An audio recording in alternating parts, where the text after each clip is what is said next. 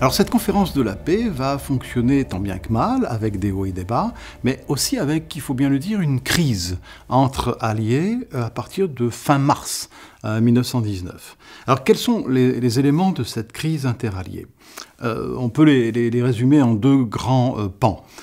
Premier pan, le Premier ministre britannique, Lloyd George, fait paraître ce qu'on appelle le mémorandum de Fontainebleau à la fin du mois de mars 1919, dans lequel il explique qu'il ne faudrait pas que la paix future à l'égard de l'Allemagne soit trop dure, de manière à ce que les Allemands ne soient pas tentés de prendre un jour une revanche. Et puis, Lloyd George souhaite aussi que les négociations se fassent plus discrète, et effectivement cela pose la question, si vous voulez, de l'énormité de la tâche à accomplir et des informations plus ou moins réalistes qui circulent, nous parlerions aujourd'hui de fake news, durant cette conférence. Ça c'est le premier pan de la crise interalliée.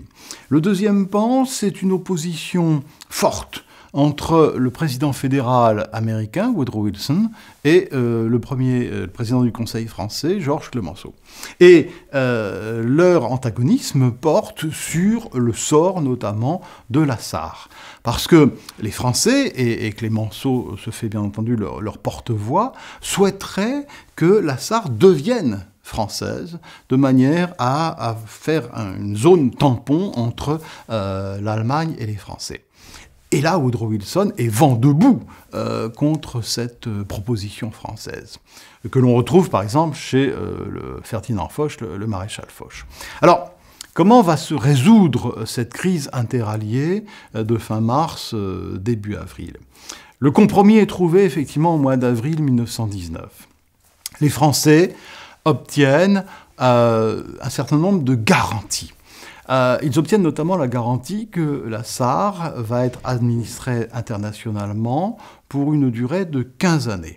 Et qu'au bout de 15 années, eh bien, les Sarrois seront consultés pour savoir s'ils veulent redevenir allemands ou s'ils veulent devenir français. Deuxième compensation de taille, les Français, Georges Clemenceau, obtiennent la garantie de leurs frontières par les Anglo-Américains. C'est-à-dire concrètement que si la France devait être un jour attaquée par l'Allemagne à nouveau, eh bien, automatiquement, il y aurait une clause d'alliance militaire avec les Britanniques et les Américains. Et bien entendu, les Français obtiennent quasi automatiquement, si je puis dire, la réintégration de l'Alsace et de la Lorraine. Alors, donc sur le papier, tout semble réglé. Ça n'est pas tout à fait le cas encore, puisque, bon, sans anticiper, nous verrons que ce traité militaire de garantie va être désavoué dès 1920 par le Sénat américain, d'une part.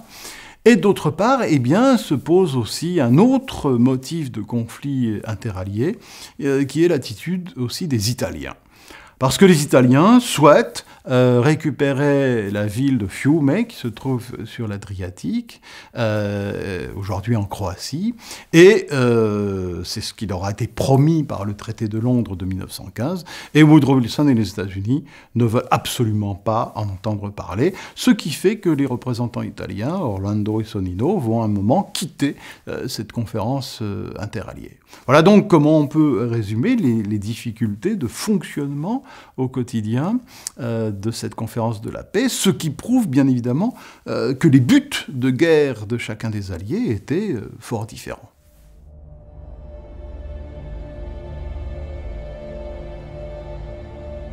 Alors quels sont in fine les résultats de cette conférence de la paix qui dure plusieurs mois ?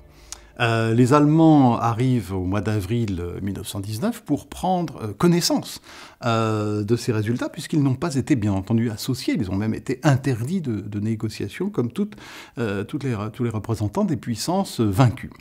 C'est le comte Brockdorff-Rantzau qui dirige la délégation allemande. Alors, deux grands résultats, quand même, de cette conférence de la paix. D'abord, le traité avec l'Allemagne, nous allons y revenir, c'est le fameux traité de Versailles, et peut-être plus encore la création de la SDN, qui est une volonté, comme on l'a vu, du président américain Woodrow Wilson.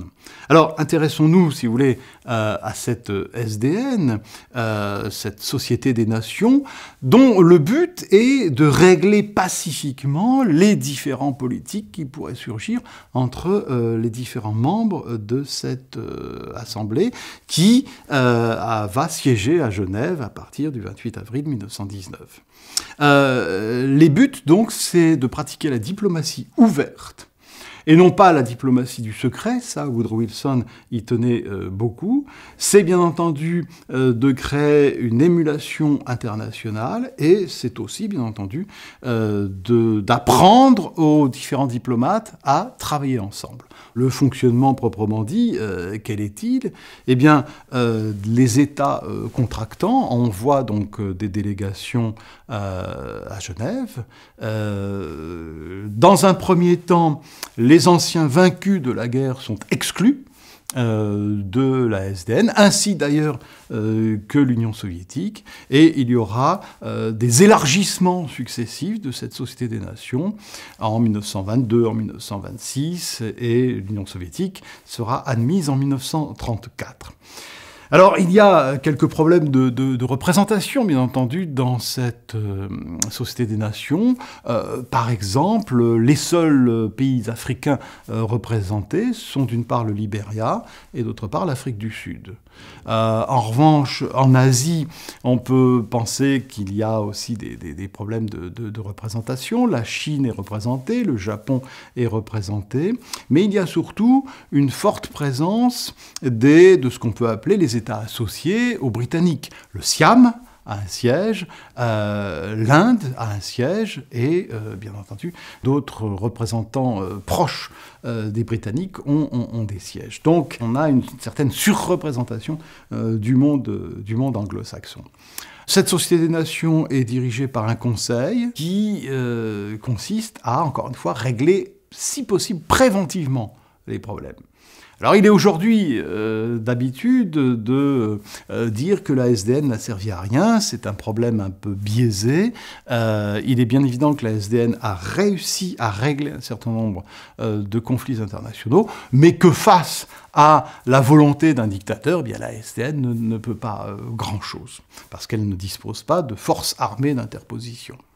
Il reste un dernier problème que nous avons déjà évoqué, mais qu'il convient de revoir à nouveau, qui est réglé par la conférence de la paix, c'est la question de la SAR.